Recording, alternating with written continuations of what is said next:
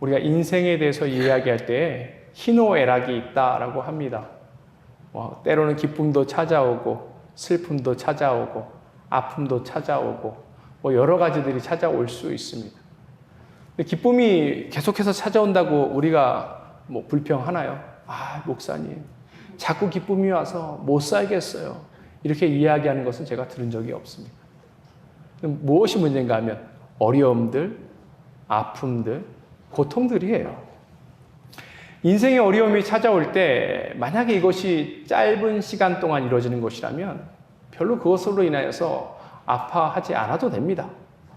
그 정도는 견딜 수가 있어요. 근데 문제가 무엇인가 하면 그러한 어려움이 길어질 때입니다. 인생의 어려움이 길어지면 우리는 마치 긴 어둠 속에 있는 터널에 들어간 것 같은 그러한 느낌이 들지요. 그 속에서 우리는 때로는 마음이 지치고 또 희망이 사라지고 또 좌절을 맛보기도 합니다. 그런데 우리가 그것을 그대로 두면은 안 되지요. 분명히 이것을 극복하고 나아가야 합니다. 문제는 이것을 어떻게 극복하느냐의 것이겠죠. 우리가 잘 알고 있는 발명왕 에디슨은 전구를 발명하기 전에 약 1000번의 실패를 맛보았다고 합니다.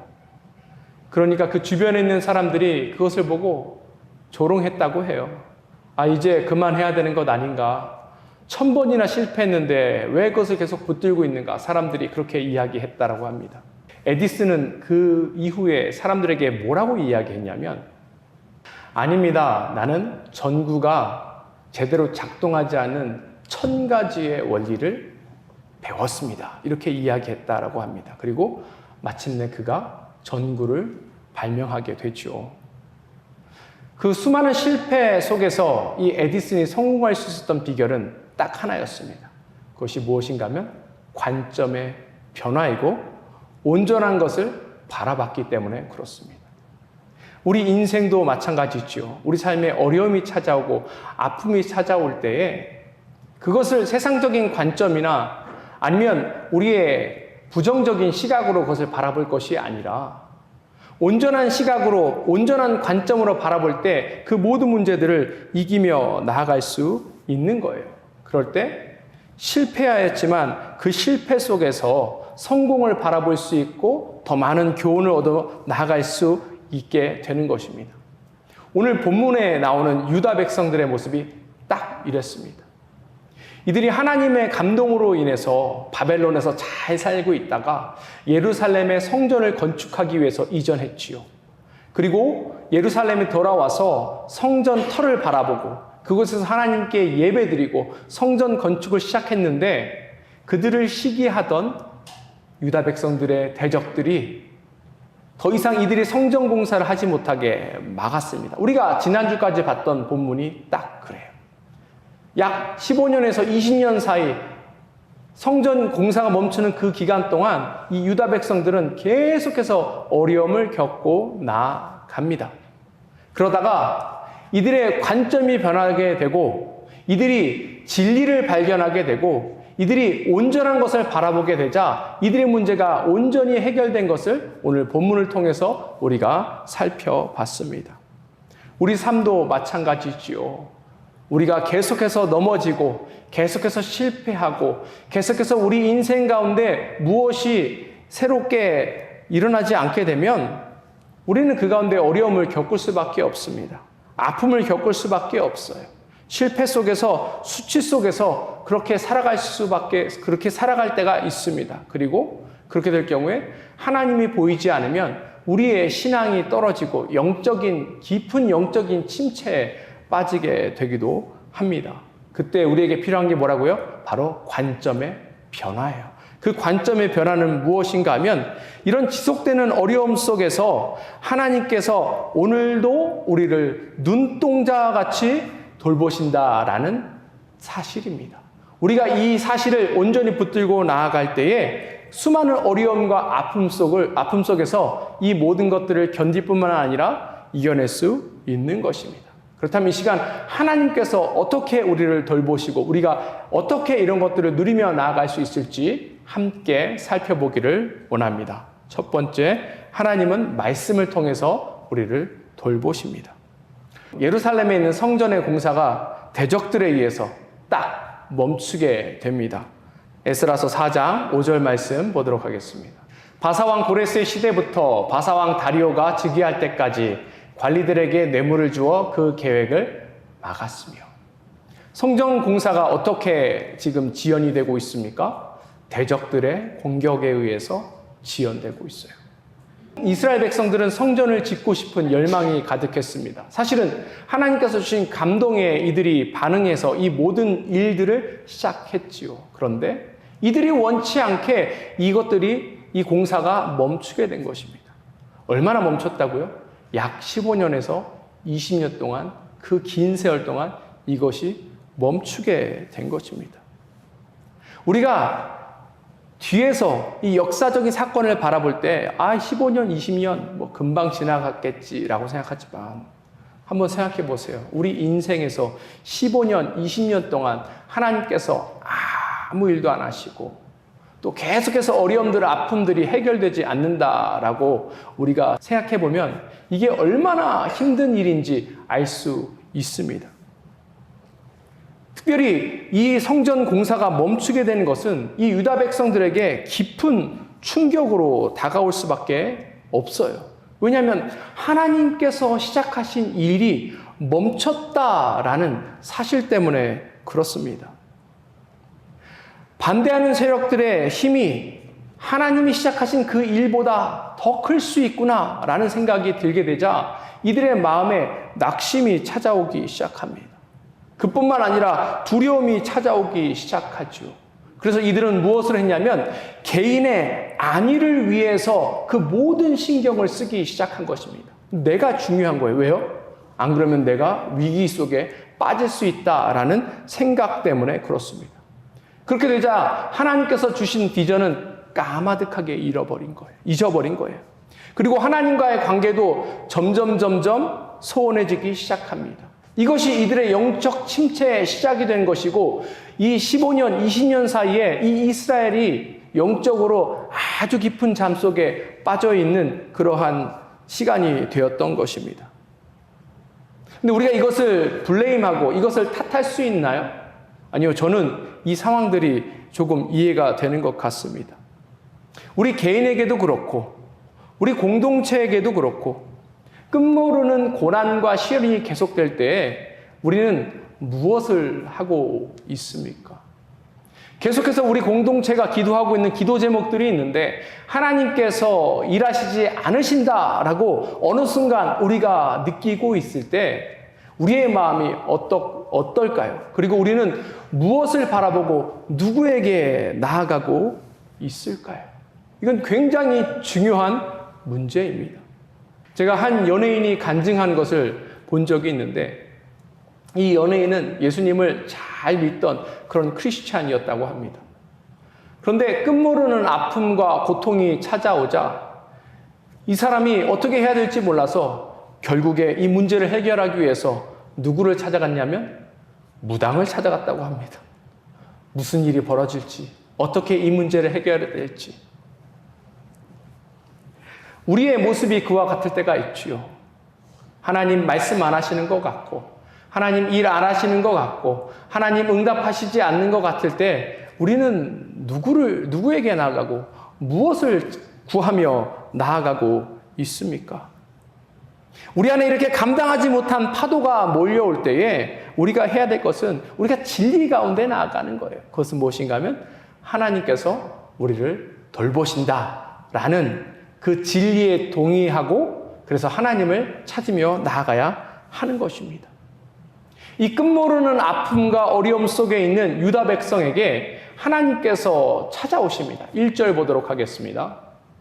선지자들 곧 선지자 학개와 이도의 손자 스가랴가 이스라엘의 하나님의 이름으로 유다와 예루살렘에 거주하는 유다 사람들에게 예언하였더니, 아픔을 겪고 있는 이스라엘 백성에게 하나님께서 찾아오셨어요. 특별히 하나님의 선지자들을 그들에게 보내셨습니다. 그리고 이 학개 선지자와 스가랴 선지자가 뭘 했대요? 예언을 시작했다라고 이해합니다. 근데 이 예언이 무엇이었을까요? 그냥 긍정적인 말을 했을까요? 아니야, 그래도 잘 될 거야. 너희는 하나님의 백성이잖아. 이렇게 이야기했을까요? 아니면 긍정적인 마음으로 이것을 바라봐라. 그럼 니네가 승리할 것이다. 이렇게 이야기했을까요? 아닙니다. 만약에 그렇게 이야기했다면 이것이 유다 백성들에게 위로가 되지 않았을 거예요. 지금 이 선지자 학개와 선지자 스가랴는 하나님의 말씀을 이 유다 백성들에게 지금 전하고 있는 거예요. 오늘 이 1절 보니까 하나님의 이름으로 유다 백성들에게 예언했다라고 이야기하고 있죠. 그 의미는 하나님의 말씀을 그대로 이스라엘 백성에게 전달했다는 거예요. 하나님의 뜻을 그대로 이스라엘 백성에게 전달했다라고 합니다. 근데 이 하나님이 어떤 하나님이냐? 오늘 1절의 우리말 성경에는 원래 있었던 그 의미가 생략이 되어 있는데 이 밑에 있는 영어 성경 보면 그 생략되어 있는 구절이 나옵니다. 그게 뭐예요? The God of Israel who was over them. 그러니까 뭐가 생략된 것입니까? 그들 위에 계신 하나님이라는 그 표현이 생략되어 있어요. 무엇을 의미하는가? 지난 15년, 20년 동안 유다 백성들이 힘들고 어렵고 고난 속에 있을 때에도 하나님께서 그들과 함께 하셨다라는 의미뿐만 아니라 하나님께서 이들의 모든 상황과 환경도 아시고 필요도 아신다라는 것을 포함하고 있습니다.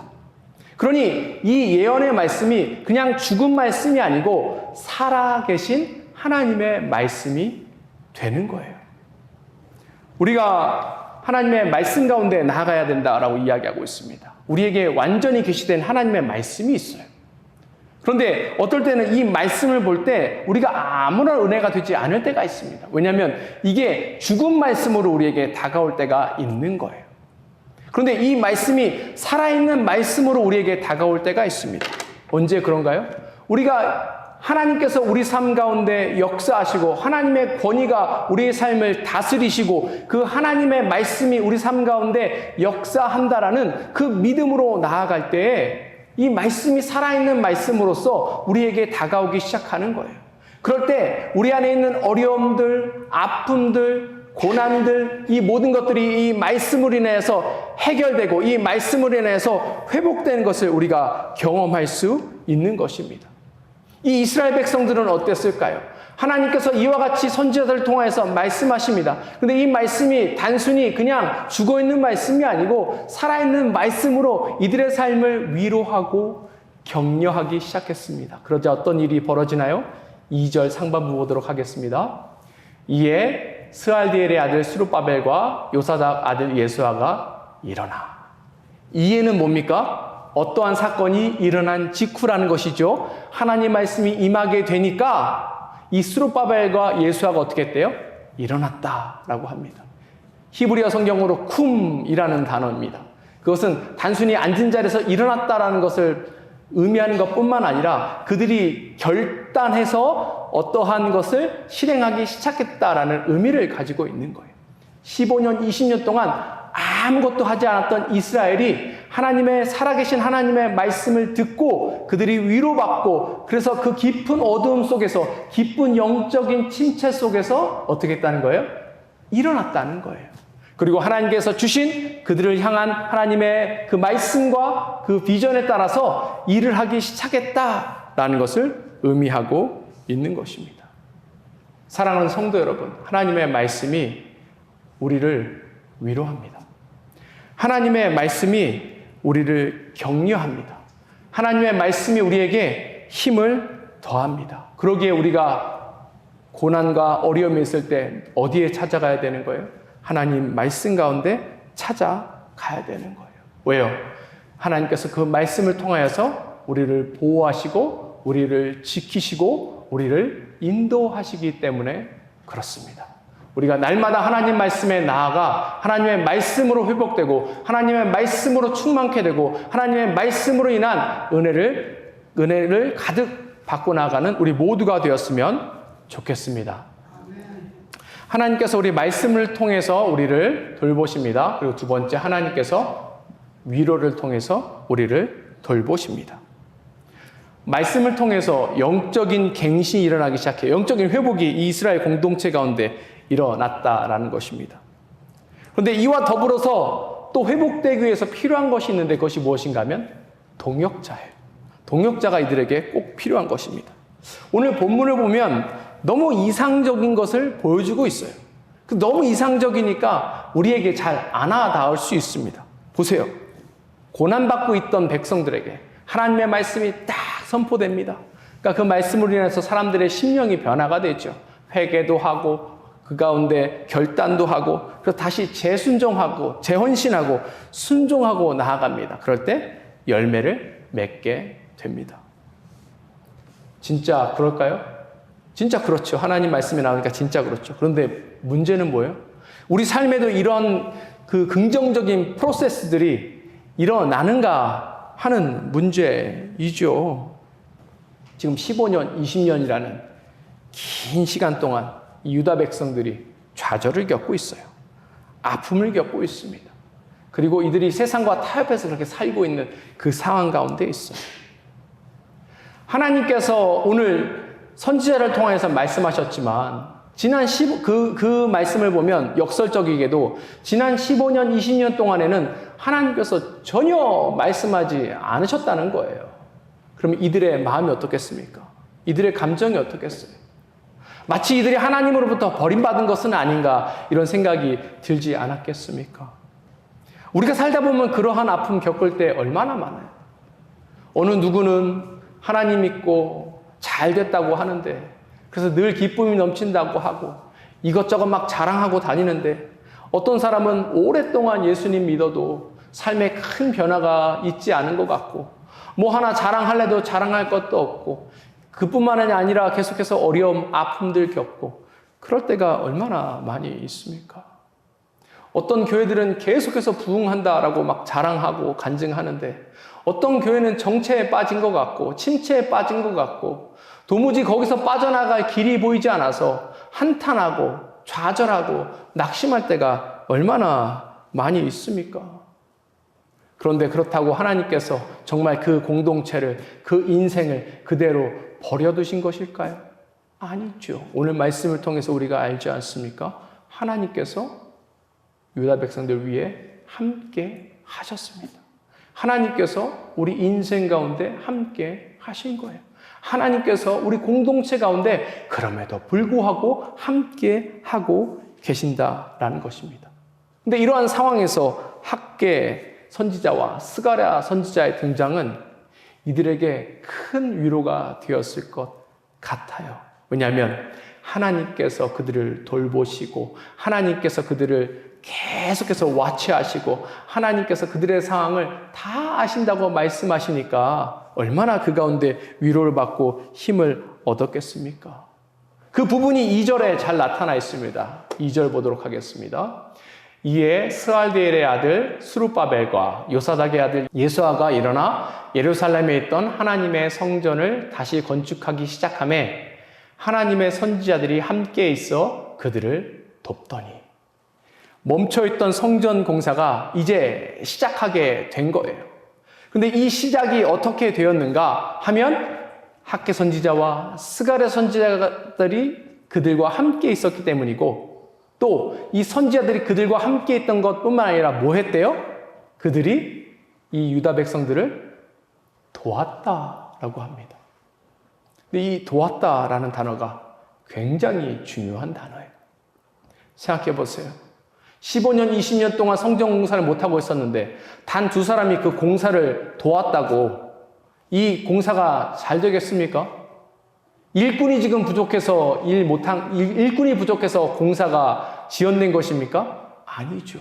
그렇다면 이 2명이 와서 손으로 도왔다는 의미가 아닙니다. 이 돕다라는 이 원어의 의미가 무엇인가 하면 이것은 정신적으로 지지를 해줬다는 뜻이에요. 심리적으로 지지를 해줬다는 것입니다. 감정적인 지지를 해줬다는 것입니다. 쉽게 얘기해서 무엇인가 하면 이들이 다시금 힘을 얻고 일어설 수 있도록 옆에서 지지해줬다는 거예요. 하나님께서 다 아십니다. 하나님께서 새로운 일을 시작하셨습니다. 하나님께서 여러분들이 함께하는 그 일 가운데 함께 하십니다. 하나님께서 이 모든 장애를 극복하게 도와주실 것입니다. 하나님의 손이 그들 가운데, 여러분들 가운데 함께 하셔서 이 성전 공사를 마치게 할 것입니다. 계속해서 이들을 지지해 줬다는 거예요. 영적으로 지지하고 심리적으로 지지하고 이 모든 것으로 이 유다 백성들이 이 성전 공사를 할 수 있도록 도왔다라는 그 의미가 되는 것입니다. 때로는 목회자들도 지치고 힘들 때가 있죠. 저도 지치고 힘들 때가 있습니다. 그러면 어떻게 하는가? 지치고 힘들어도 거기서 일어나야겠죠. 그런데 어떻게 일어나냐면 여기 계신 우리 성도님들의 그 지지로 제가 일어날 수 있는 거예요. 어떤 상황과 환경과 관계없이 저를 영적으로 지지하시고 또 존경해 주시고 또 격려해 주시고 또 함께 인내해 주시고 함께 이 일에 동참해 주시고 그 일 자체 하나하나가 저에게 얼마나 큰 지지가 되는지 모릅니다. 제가 그것으로 얼마나 큰 기쁨을 또한 누리는지 모르겠어요. 또 제 주변에 있는 목회자들이, 제가 친하게 교제하고 있는 목회자들이 저를 도울 때가 얼마나 많이 있는지 모르겠습니다. 하나님께서 다 보고 계신다. 하나님께서 다 카운트하신다. 하나님께서 새 일을 행하실 것이다. 저로 하여금 힘들고 어려울 때 부정적인 감정에 빠지거나 영적인 침체에 빠지지 않도록 이와 같은 그룹이 저를 지키고 있는 거예요. 어려움 속에서 바른 관점, 하나님이 나를 돌보신다, 하나님께서 함께 하신다, 이것을 계속해서 바라보고 나아갈 수 있도록 주변에서 저를 돕기 때문에 저는 지치지 않습니다. 저는 넘어지지 않는 거예요.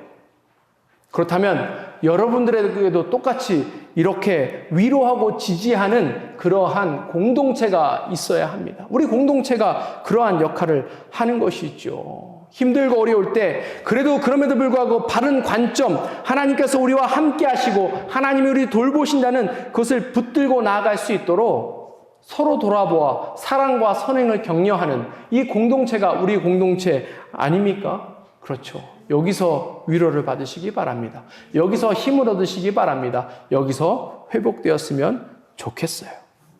그러면 우리가 한번 서로를 돌아보시면서 이렇게 이야기했으면 좋겠습니다. 하나님께서 돌보시기 때문에 잘 될 것입니다. 한번 그렇게 이야기했으면 좋겠습니다. 하나님께서 돌보시기 때문에 잘 될 것입니다. 네. 늘 그와 같이 서로를 위로했으면 좋겠어요. 하나님이 돌보시기 때문에 잘하고 있습니다. 하나님이 돌보시기 때문에 기대가 됩니다. 여러분들 덕분에 제가 힘을 얻습니다. 여러분들 덕분에 제가 삶에 기쁨을 얻습니다. 활력을 얻습니다.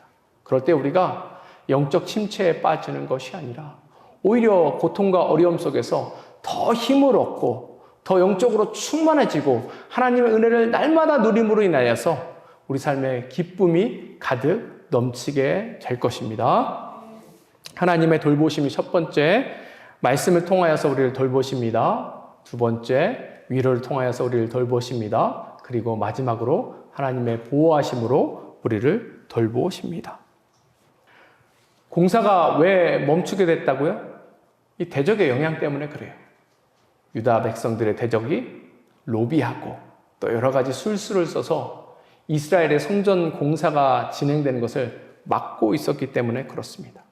근데 오늘 다시 공사가 시작하게 돼요.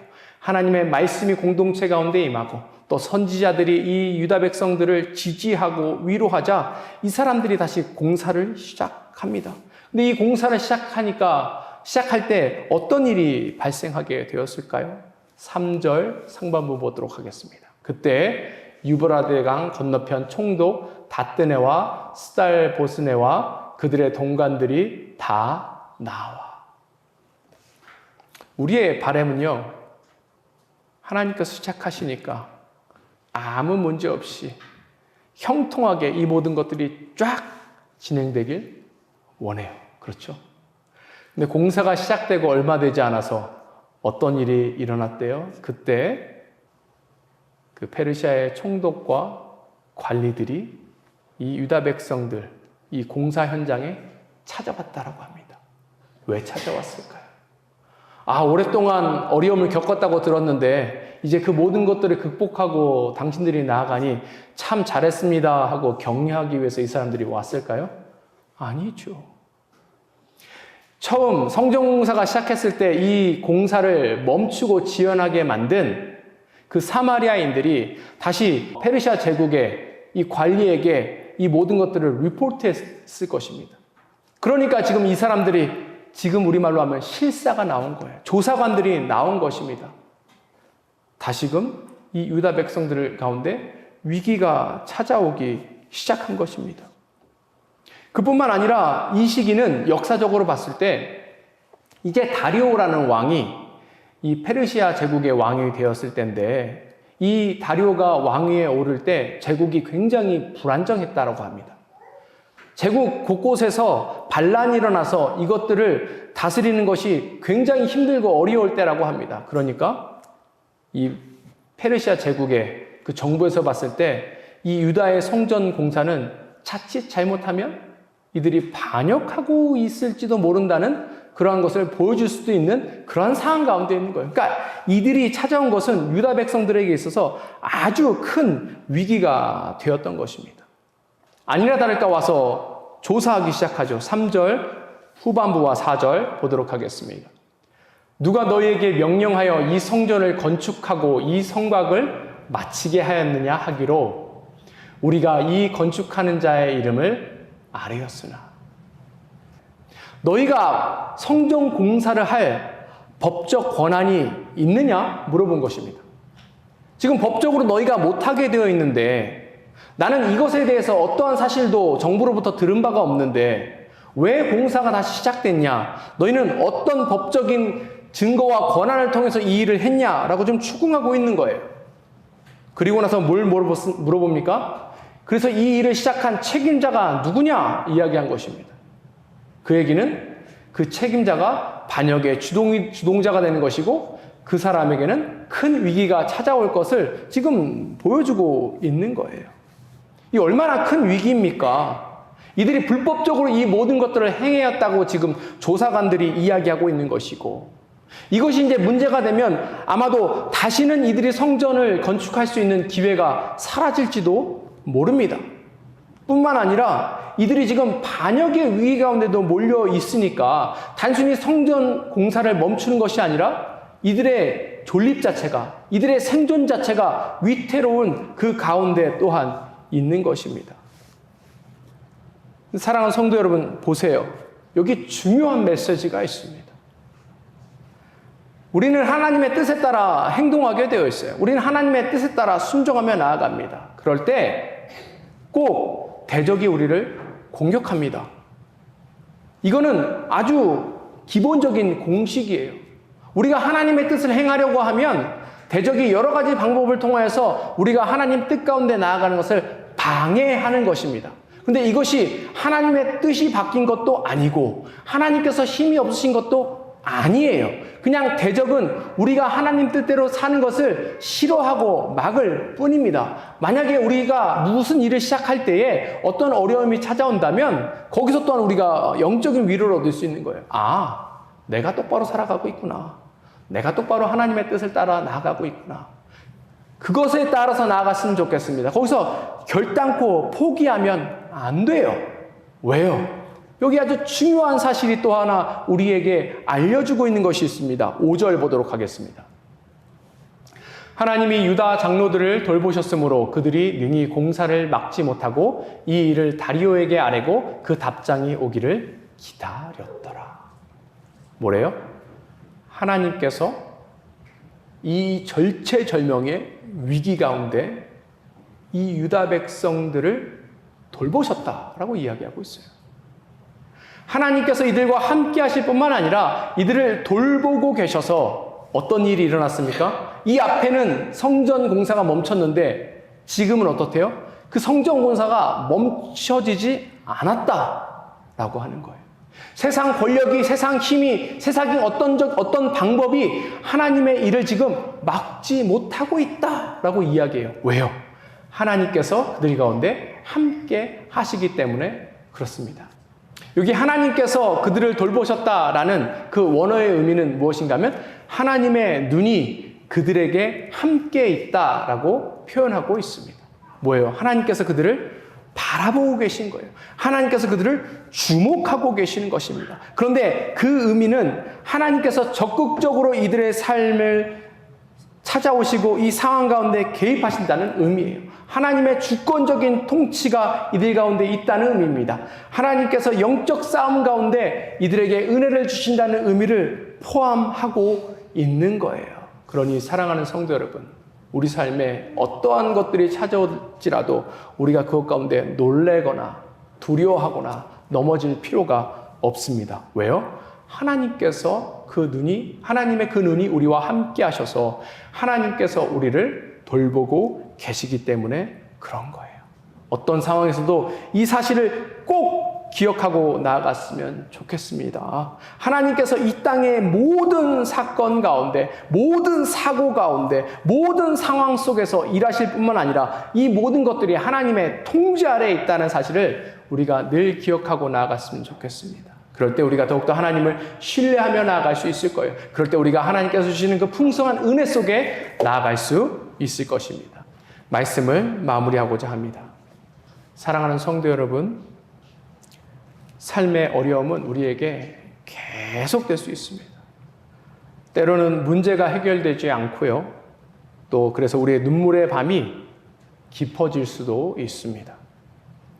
그러나 오늘 우리가 붙잡아야 할 진리가 하나 있는데 그것은 하나님이 우리를 돌보고 계신다는 사실입니다. 문제가 사라지지 않아도 하나님은 우리를 버리지 않으세요. 길이 막혀 있는 것 같아도 하나님은 우리를 잊지 않으십니다. 또 무너진 성전을 다시 세우셨던 그 하나님이 지금 우리의 가정을, 우리의 삶을, 그리고 우리의 교회를 다시 세워 주실 것입니다. 우리가 이 은혜의 하나님을 바라보며 그래서 다시금 일어섰으면 좋겠습니다. 환경이 우리를 흔들 수 있지만 하나님의 손길은 늘 우리를 붙들고 계신다는 사실을 기억했으면 좋겠습니다. 사람이 우리를 대적할 수 있지만 하나님의 눈동자는 우리를 지켜보고 계십니다. 그러므로 오늘 우리가 있는 이 자리에서 우리가 믿음으로 고백하며 나아갔으면 좋겠습니다. 주님께서 우리를 돌보시는 줄 믿습니다. 주님께서 우리 가정을 지키실 줄 믿습니다. 주님, 이 교회를 다시 세우실 줄 믿습니다. 이 고백이 있을 때 하나님께서 반드시 우리 삶에 찾아오셔서 새 일을 행하실 줄 믿습니다. 함께 기도하겠습니다.